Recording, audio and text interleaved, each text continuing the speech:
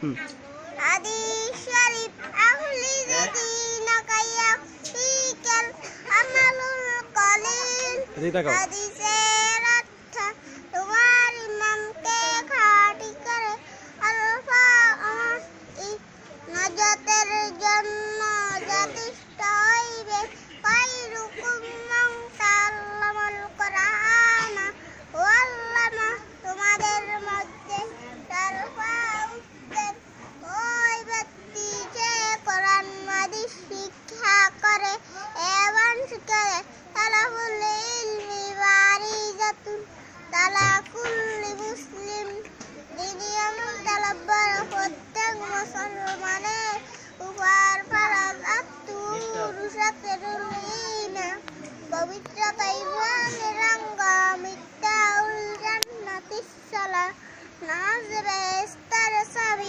মাশাআল্লাহ মাশাআল্লাহ। সুপ্রিয় দর্শক মণ্ডলী, আপনারা দেখতে পাচ্ছেন নোয়াপাড়া জামিয়া ফারুকিয়া মাদ্রাসার নুরানি বিভাগের শিশু জামাতের একটি স্টুডেন্ট। সে আমাদেরকে কত সুন্দর করে রাসূলুল্লাহ সাল্লাল্লাহু আলাইহি সাল্লামের হাদিস মুবারক পড়ে শুনাইছেন। বাবু, তোমার নামটি কি? নাম বলো। আব্দুস সামাদ না?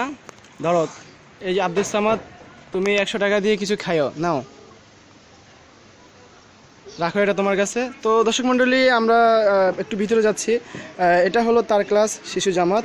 এই ক্লাসে সে পড়ে এবং পাশে দেখতে পাচ্ছেন ওস্তাদ মহোদয়, ওনারা তার শিক্ষক, হুজুরেরা তাকে পড়ান। আপনারা সকলে ওস্তাদদের জন্য দোয়া করবেন এবং বাচ্চাটির জন্য দোয়া করবেন, আল্লাহ যেন তাকে বড় হাফেজ এবং আলেম বানায়। তো আমি ছাত্রের বিষয়ে হুজুরের সাথে একটু কথা বলতে চাইবো। হুজুর, এই বাচ্চাটির বিষয়ে একটু আমাকে কিছু বলেন। বাচ্চাটি যে সুন্দর করে শুনেছে, আপনারা অনেক সুন্দরভাবে পড়াইছেন, বিষয়টা আসলে কিছু বলেন ওর সম্পর্কে, কেমন লাগে বা বাচ্চাটা কি হতে পারবে নাকি ভালো কিছু? অবশ্যই ইনশাআল্লাহ, আলহামদুলিল্লাহ, আশা করা যায়। এত অল্প বয়স, ছোট বয়সে আল্লাহ তাআলা তাকে এই পরিমাণ মেধা দান করছে। তো দোয়া করি তার জন্য, আল্লাহ তাআলা যেন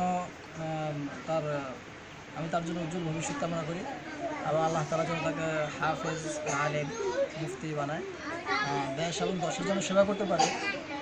তার পাশাপাশি আল্লাহ রাব্বুল আলামিন যেন জামানার আনোয়ার শাহ কাশ্মীর আল্লাহ তাআলা যেন তাকে বানায়, তার জন্য দোয়া করি।